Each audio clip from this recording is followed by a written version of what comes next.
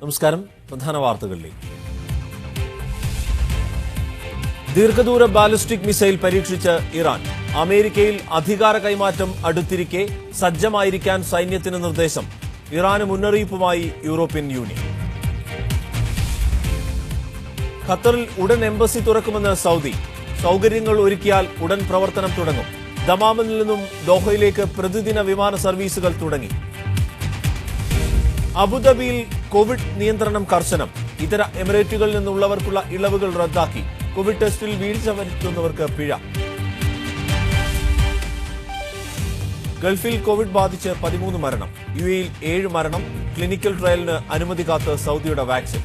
Indian സമുദ്രത്തിലേക്ക് ദീർഘദൂര ballistic missile അയച്ച് Iran revolutionary guard. വിപുലമായ സൈനിക അഭ്യാസ പ്രകടനങ്ങളുടെ ഭാഗമായാണ് ഇത്. യുഎസ് പ്രസിഡന്റ് പദത്തിൽ നിന്ന് ഡൊണാൾഡ് ട്രംപ് വിരമിക്കാൻ 4 ദിവസം ബാക്കി നിൽക്കെ സൈന്യത്തോട് സജ്ജമായി നിൽക്കാൻ ഇറാൻ സൈനിക മേധാവി നിർദ്ദേശിച്ചു. 1800 കിലോമീറ്റർ ദൈർഘ്യത്തിൽ വരെ ശത്രു ലക്ഷ്യങ്ങൾക്ക് പ്രഹരമേൽപ്പിക്കാൻ മിസൈലുകൾക്ക് ശേഷിയുണ്ടെന്നും സൈനിക മേധാവി താക്കീത് നൽകി. അതേസമയം ഇറാന്റെ പുതിയ സൈനിക സന്നാഹങ്ങളും ആണവ പദ്ധതിയും അപകടം ചെയ്യുമെന്ന മുന്നറിയിപ്പുമായി യൂറോപ്യൻ യൂണിയൻ രംഗത്ത് വന്നു. MCA നാസർ മറ്റു വിശദാംശങ്ങൾ നൽകും. നാസർ, കഴിഞ്ഞ ദിവസം വലിയ സൈനിക അഭ്യാസമൊക്കെ ഇറാന്റെ ഭാഗത്തുനിന്ന് ഉണ്ടായിരുന്നു. യുദ്ധക്കപ്പലുകളുടെ പ്രത്യേക പരേഡ് അടക്കം. അപ്പോ വലിയ മുന്നൊരുക്കവും തയ്യാറെടുപ്പുമാണോ നിലവിൽ നടത്തിയിട്ടുള്ളത്? എന്താണ് സംഭവിക്കുന്നത്? വിപുലമായ തോതിലുള്ള ഒരു സൈനിക അഭ്യാസങ്ങളാണ് കഴിഞ്ഞ ദിവസം മുതൽ തന്നെ ആരംഭിച്ചിരിക്കുന്നത്. അത് വീണ്ടും തുടരാനുള്ള ഒരു നീക്കം കൂടി ഇറാൻ പ്രഖ്യാപിച്ചിട്ടുണ്ട്.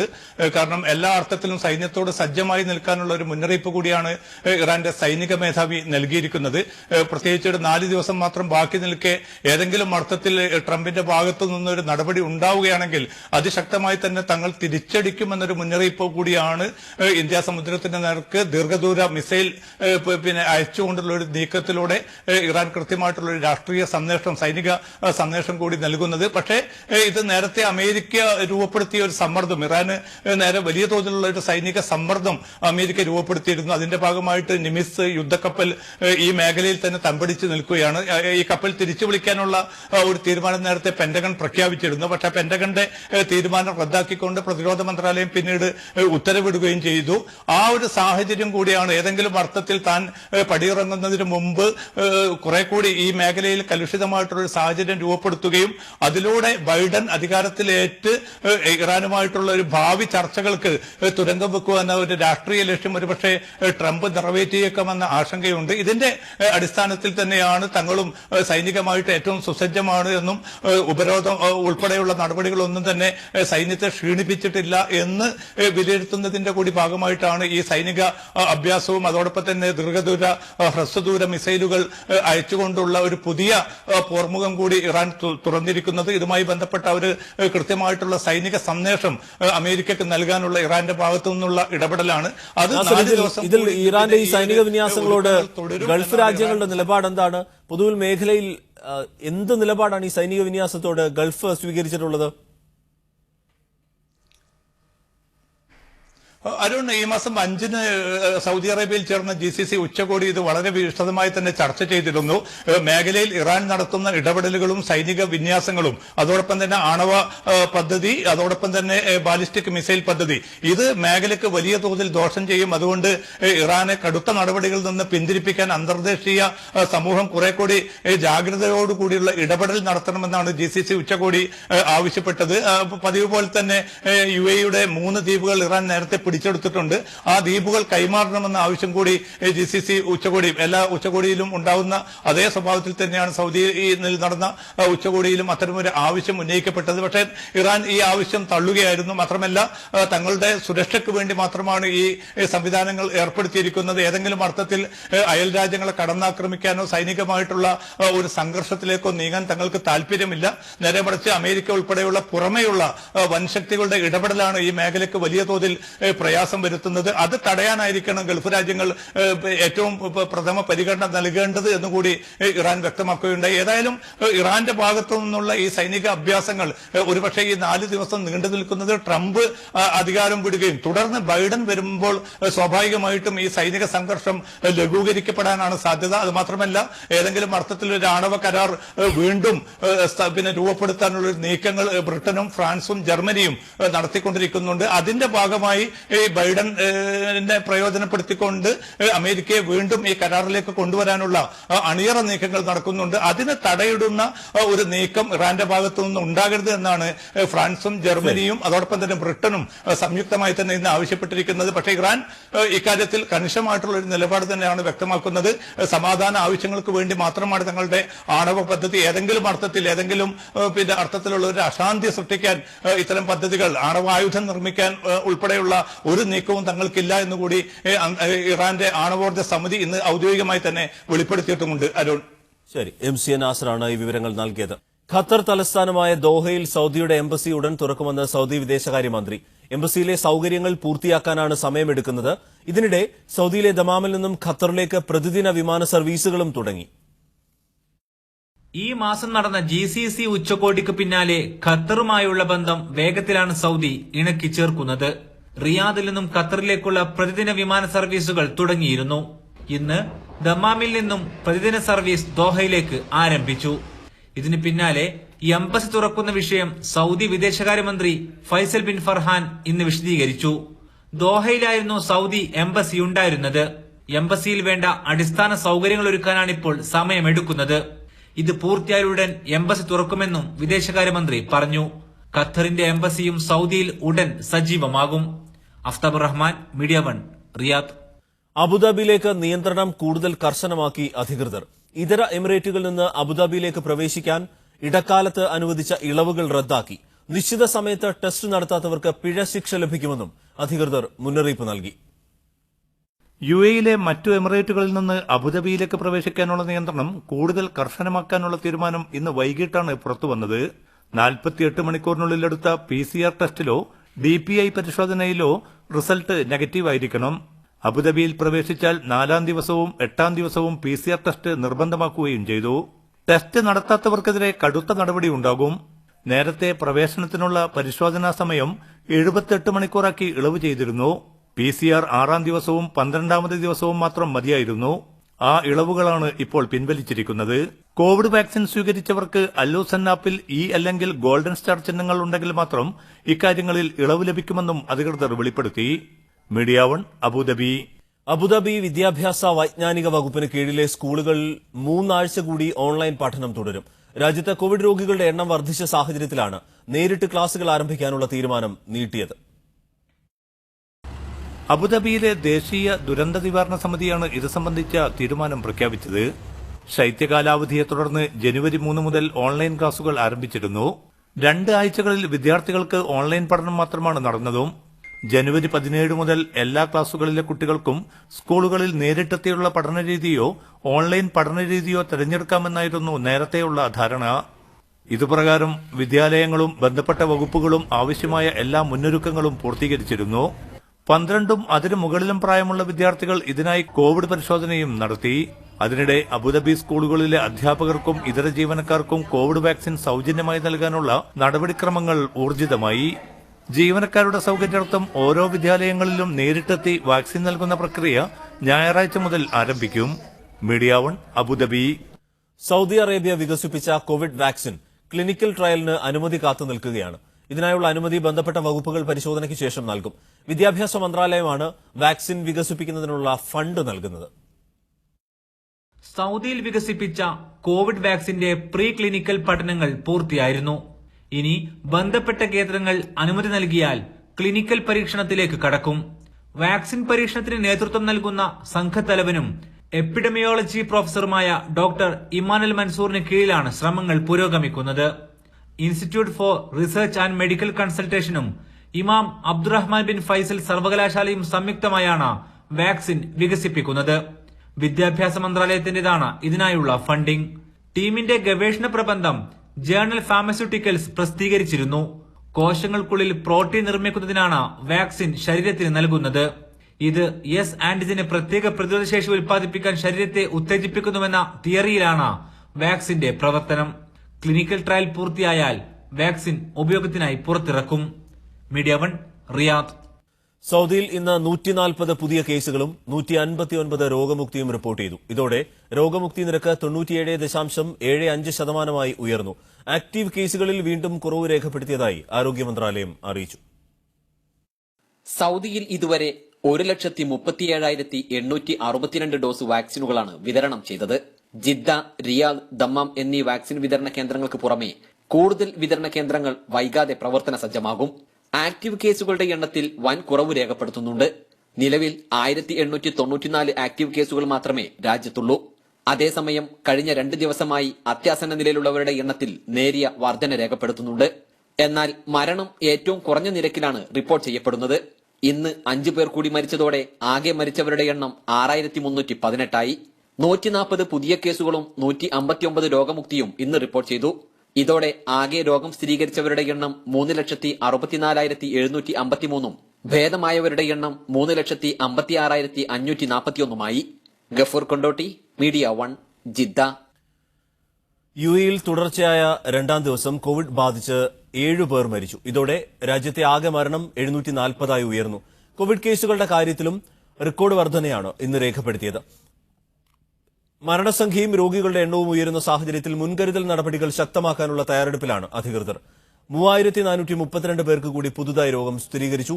3,118 പേർ രോഗമുക്തി നേടി.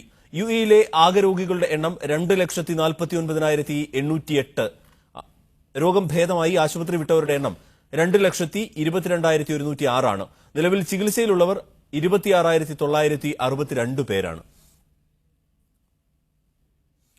ബഹ്റിനിൽ കോവിഡ് പ്രതിരോധ വാക്സിൻ സ്വീകരിച്ചവരുടെ എണ്ണം 1,22,819 വർദ്ധിച്ചു. 209 പേർക്ക് കൂടി രാജ്യത്ത് പുതുതായി രോഗം സ്ഥിരീകരിച്ചു. ഇവരിൽ 97 പേരാണ് പ്രവാസികൾ. 397 പേർക്ക് കൂടി അസുഖം ഭേദമായതായി ആരോഗ്യ മന്ത്രാലയം അറിയിച്ചു. 2,937 പേരാണ് നിലവിൽ ചികിത്സയിൽ കഴിയുന്നത്. ഖത്തറിൽ പുതുതായി 204 പേർക്ക് കോവിഡ് രോഗബാധ. 164 പേർക്ക് സമ്പർക്കത്തിലൂടെ രോഗം പകർന്നപ്പോൾ 40 പേർ വിദേശത്ത് നിന്ന് തിരിച്ചെത്തിയവരാണ്. 177 പേർ കൂടി പുതുതായി രോഗമുക്തി നേടിയതോടെ നിലവിലെ രോഗികൾ 3,231 പുതിയ മരണങ്ങളൊന്നും രാജ്യത്ത് ഇന്നും സ്ഥിരീകരിച്ചിട്ടില്ല. അതിനിടെ ഹോം ക്വാറന്റൈൻ വ്യവസ്ഥകൾ ലംഘിച്ചതിന് 4 പേർ കൂടി പോലീസ് പിടിയിലായി. ഒമാനിൽ കോവിഡ് വാക്സിന്റെ 2ാമത് ഡോസ് നാളെ മുതൽ നൽകി തുടങ്ങുമെന്ന് ആരോഗ്യ മന്ത്രാലയം അറിയിച്ചു. ആദ്യ ഡോസ് സ്വീകരിച്ച മുൻഗണനാ പട്ടികയിൽ ഉൾപ്പെട്ടവർ ഇമ്മ്യൂണൈസേഷൻ കാർഡുമായി ആരോഗ്യ കേന്ദ്രങ്ങളിലെത്തി വാക്സിൻ സ്വീകരിക്കണം. ആദ്യ ഡോസ് സ്വീകരിച്ചവർക്ക് ടെക്സ്റ്റ് മെസ്സേജുകളിലൂടെ 2ാമത്തെ ഡോസ് സംബന്ധിച്ച് അറിയിപ്പ് നൽകുമെന്ന് ആരോഗ്യ മന്ത്രാലയം അറിയിച്ചു. ആദ്യഘട്ടത്തിൽ മികച്ച പ്രതികരണമാണ് ലഭിച്ചത്. ജനുവരി 15 വരെയുള്ള കണക്കനുസരിച്ച് 24,204 പേരാണ് കോവിഡ് വാക്സിന്റെ ആദ്യ ഡോസ് സ്വീകരിച്ചത്. ലക്ഷ്യമിട്ട രീതിയിൽ വാക്സിനേഷൻ നൽകാൻ സാധിച്ചതായി ആരോഗ്യ മന്ത്രാലയം അറിയിച്ചു. സർക്കാർ തലത്തിലും വിവിധ ഗവർണറേറ്റുകളുടെ തലത്തിലും മികച്ച രീതിയിൽ നടത്തിയ ആസൂത്രണങ്ങളുടെ ഫലമായാണ് ഇത് സാധിച്ചത്. വാക്സിന്റെ പ്രാധാന്യത്തെക്കുറിച്ച് ജനങ്ങൾ ബോധവാന്മാരാണ് എന്നതിന്റെ തെളിവാണ് വാക്സിൻ സ്വീകരിച്ചവരുടെ എണ്ണത്തിലെ വർധനവെന്ന് ആരോഗ്യ മന്ത്രാലയം അറിയിച്ചു. 2ാമത്തെ ഡോസ് കൂടി എടുത്താൽ മാത്രമേ വാക്സിൻ ഫലം ലഭിക്കുകയുള്ളൂ. 2ാമത്തെ ഡോസ് നൽകുന്നത് പൂർത്തിയാക്കിയ ശേഷമായിരിക്കും മുൻഗണനാ പട്ടികയിൽ വാക്സിൻ എടുക്കാത്തവർക്ക് ആദ്യ ഡോസ് നൽകുകയെന്ന് ആരോഗ്യ മന്ത്രാലയം അറിയിച്ചു.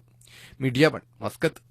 സൌദിയിലേക്ക് മരുന്നുമായി എത്തുന്ന പ്രവാസികൾ ഡോക്ടറുടെ സീലുള്ള സ്ലിപ്പ് കയ്യിൽ കരുതണം. കസ്റ്റംസ് വിഭാഗമാണ് ഇത് സംബന്ധിച്ച മുന്നറിയിപ്പ് നൽകിയത്. ഇറക്കുമതി നിയന്ത്രണമുള്ള ചരക്കുകളുടെ ഗണത്തിലാണ് മരുന്നുകൾ വരുന്നത്. നിരോധിച്ച മരുന്നുകൾ കൊണ്ടുവന്നാൽ ജയിൽ ശിക്ഷയും ഉറപ്പാണ്. സൗദിയിലേക്ക് ചികിത്സ കഴിഞ്ഞെത്തുന്ന പ്രവാസികളുണ്ട്. ഒപ്പം വിവിധ ശാരീരിക പ്രയാസങ്ങൾക്ക് മരുന്ന് കഴിക്കുന്നവരുമുണ്ടാകും. ഇവർ മരുന്ന് കയ്യിൽ കരുതിയാണ് സൗദിയിലെത്തുന്നതെങ്കിൽ ഇതിന് ഡോക്ടറുടെ കുറിപ്പടിയും മരുന്നിന്റെ ബില്ലും കയ്യിലുണ്ടാകണം. കസ്റ്റംസ് ആണ് ഇത് സംബന്ധിച്ച നിർദ്ദേശം വീണ്ടും ഓർമ്മിപ്പിച്ചത്. ഇറക്കുമതിക്ക് നിയന്ത്രണങ്ങളുള്ള ചരക്കുകളുടെ ഗണത്തിലാണ് മരുന്നുകൾ ഉൾപ്പെടുക. ഇക്കാരണത്താലാണ് വീണ്ടും നിർദ്ദേശം. മാത്രവുമല്ല, നിയമാനുസൃതമല്ലാത്ത മരുന്നുകൾ കൊണ്ടുവരുന്നതിന് നേരത്തെ തന്നെ സൗദിയിൽ വിലക്കുണ്ട്. എയർപോർട്ടിലെത്തുമ്പോൾ കസ്റ്റംസിലെ ഫുഡ് ആൻഡ് ഡ്രഗ് അതോറിറ്റി ഉദ്യോഗസ്ഥർ ആവശ്യപ്പെട്ടാൽ ഡോക്ടറുടെ കുറിപ്പടിയും മരുന്ന് ബില്ലും കാണിക്കണം. നിയമവിരുദ്ധമായ മരുന്നുകൾ കൊണ്ടുവന്നാൽ ജയിൽവാസമാണ് ശിക്ഷ. Aftabur Rahman, media 1, Riyadh. ലോകത്തെ ഏറ്റവും സുരക്ഷിത രാജ്യങ്ങളിലൊന്നായ യുഎഇയെ മാറ്റാൻ കഴിഞ്ഞതിന് ജീവനക്കാർക്കും ജനങ്ങൾക്കും നന്ദി പ്രകാശിപ്പിച്ച ഷെയ്ഖ് മുഹമ്മദ് ദുബായിലെ സ്റ്റേറ്റ് സെക്യൂരിറ്റി ഡിപ്പാർട്ട്മെന്റ് ആസ്ഥാനത്ത് നടന്ന സന്ദർശന വേളയിലാണ് ദുബായ് ഭരണാധികാരി കൂടിയായ ഷെയ്ഖ് മുഹമ്മദ് ഇക്കാര്യം വ്യക്തമാക്കിയത്.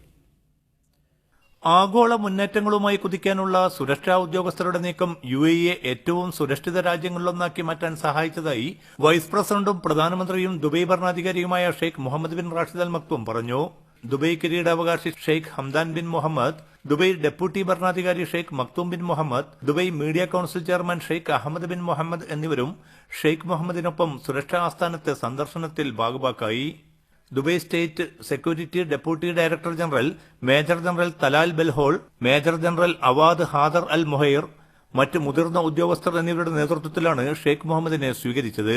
സുരക്ഷാ വകുപ്പിന്റെ ഭാവി പദ്ധതികളെക്കുറിച്ച് ദുബൈ ഭരണാധികാരിക്ക് മുമ്പാകെ ഉദ്യോഗസ്ഥർ വിശദീകരിച്ചു. Media 1 Dubai. ലോകമെങ്ങുമുള്ള വാഹനപ്രേമികളുടെ ഹരമായ ലണ്ടൻ ടാക്സികൾ ഇനി ദുബായിലെ നിരത്തുകളിലും. ജനപ്രീതി ആർജിച്ച ലണ്ടൻ ബ്ലാക്ക് ക്യാബ് എന്നറിയപ്പെടുന്ന അത്യാഡംബര കാറുകളാണ് പരീക്ഷണ അടിസ്ഥാനത്തിൽ ദുബായ് നിരത്തിൽ ഇറങ്ങുക.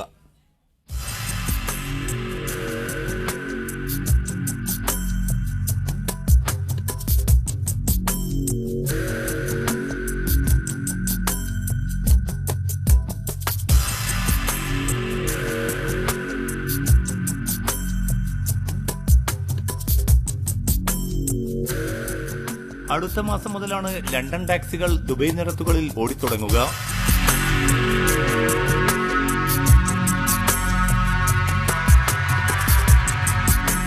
ലണ്ടനിൽ ഓടുന്ന ടാക്സിയുടെ അതേ മാതൃക തന്നെയാണ് ദുബൈയും പിൻപറ്റുക. പകുതി വളഞ്ഞ ആകൃതിയിലും കറുത്ത നിറത്തിലുമായിരിക്കും കാറുകൾ.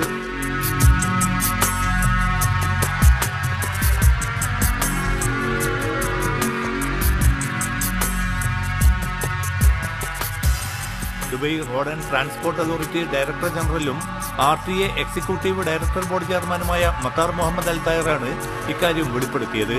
പരീക്ഷണാടിസ്ഥാനത്തിൽ ദുബൈ രാജ്യാന്തര വിമാനത്താവളത്തിലായിരിക്കും ദുബൈ ടാക്സി കോർപ്പറേഷന്റെ നേതൃത്വത്തിൽ ആദ്യ സേവനം ലഭ്യമാക്കുക. ദുബൈയിലെ ടാക്സി സേവനങ്ങൾ കൂടുതൽ മെച്ചപ്പെടുത്തുന്നതിനുള്ള RTA സമർപ്പിത പദ്ധതികളുടെ ഭാഗം കൂടിയാണ് ഈ നടപടി.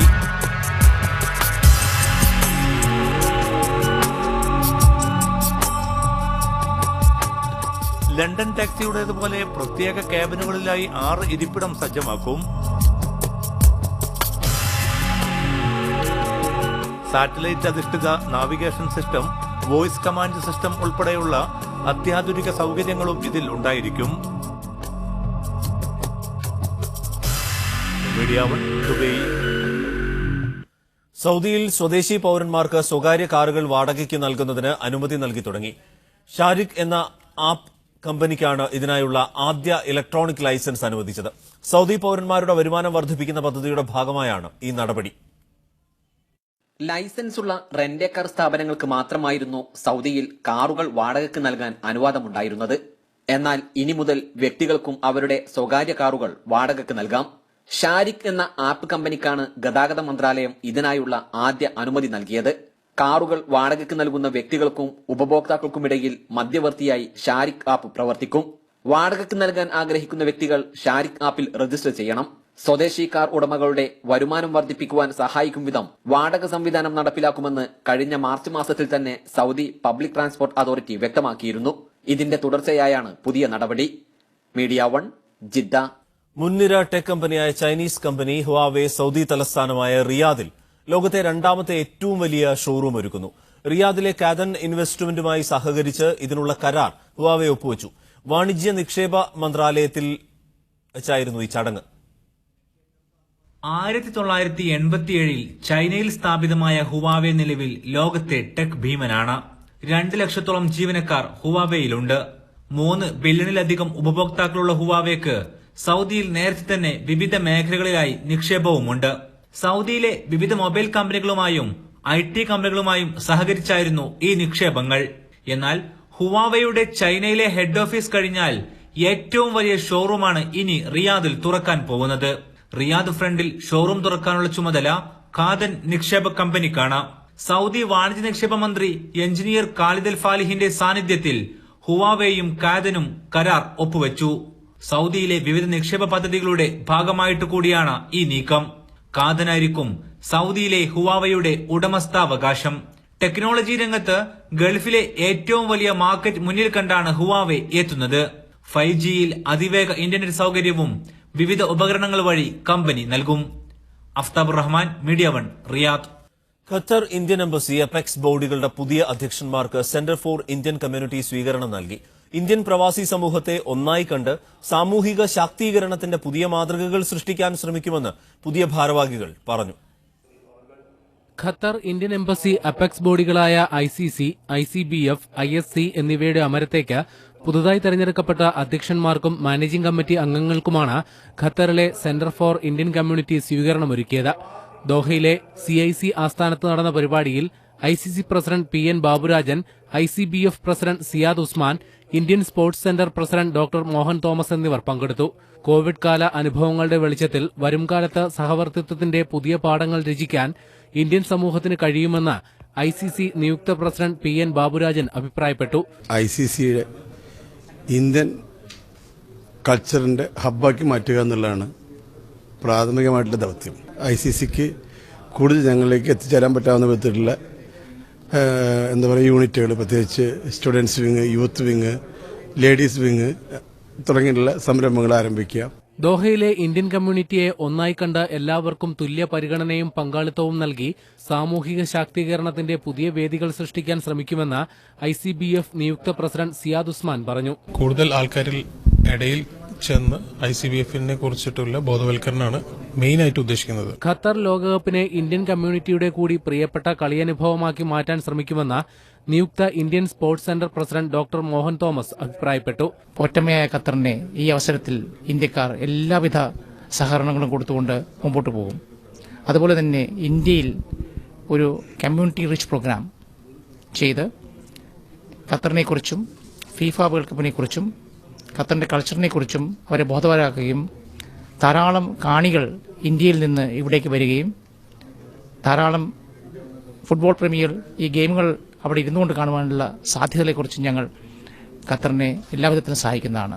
സമന്വയത്തിന്റെ ഖത്തർ മണ്ണിൽ നിന്നുകൊണ്ട് ബഹുസ്വരതയുടെയും സഹവർത്തിത്വത്തിന്റെയും പാഠങ്ങളെ ചേർത്ത് നിർത്താൻ സാധിക്കണമെന്ന് CIC പ്രസിഡന്റ് KT അബ്ദുറഹ്മാൻ പറഞ്ഞു. KT Abdurahman, vice president TK Khasim, general secretary RS Abdul Jaleel എന്നിവർ ചേർന്ന് ഉപഹാരം കൈമാറി.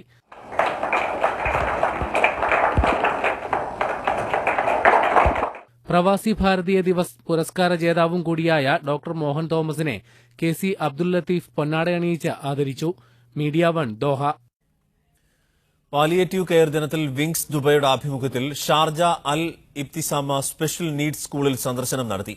Kasaragod Thrikkaripur palliative care Dubai ഘടകമാണ് wings Dubai Mubarak. EV Ahmed, Thahir Ali Purappad, TP Abubakar, Haji C Mujeeb Rahman, Niyas KP തുടങ്ങിയവർ പങ്കെടുത്തു. വീൽചെയറും മറ്റും സ്കൂളിനായി കൈമാറി. ഭർത്താവ് അബദ്ധത്തിൽ പിന്നോട്ടെടുത്ത വാഹനം തട്ടി ഭാര്യ മരിച്ചു. തൃശൂർ കയ്പമംഗലം കുരിക്കുഴി സ്വദേശി ഷാനിലിന്റെ ഭാര്യ ലിജിയാണ് മരിച്ചത്. 45 വയസ്സായിരുന്നു. അജ്മാനിൽ ആമിന ഹോസ്പിറ്റലിന് സമീപമായിരുന്നു അപകടം.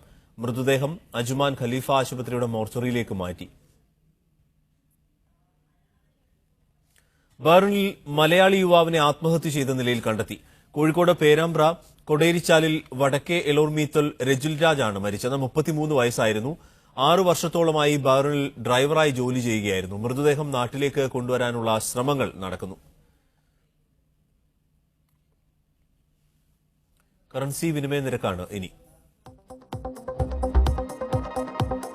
സൗദി റിയാൽ 19 രൂപ 51 പൈസ, UAE ദിർഹം 19 രൂപ 91 പൈസ, ഖത്തർ റിയാൽ 20 രൂപ 9 പൈസ, ഒമാൻ റിയാൽ 189 രൂപ 95 പൈസ, കുവൈറ്റ് ദിനാർ 240 രൂപ 88 പൈസ, ബഹ്റൈൻ ദിനാർ 194 രൂപ 1 പൈസ.